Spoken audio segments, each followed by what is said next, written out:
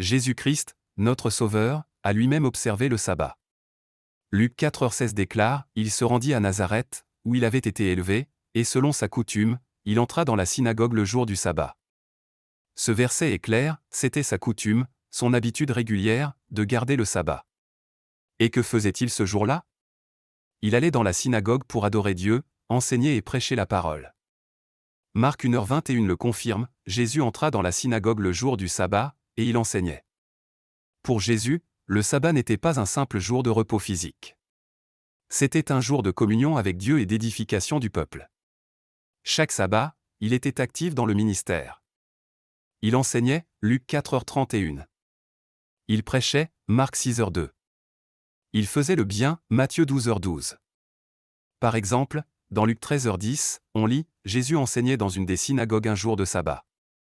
Et ce jour-là, il a aussi guéri une femme malade depuis 18 ans. Même chose dans Matthieu 12, où il guérit un homme à la main paralysée. Quand les chefs religieux l'accusent de travailler le jour du sabbat, Jésus répond avec puissance, il est permis de faire du bien les jours de sabbat.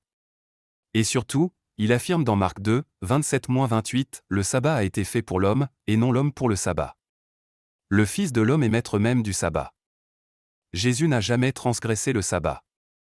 Il l'a respecté, honoré, et montré l'exemple. S'il est notre modèle, alors nous aussi, nous devons garder ce jour saint comme lui-même l'a fait.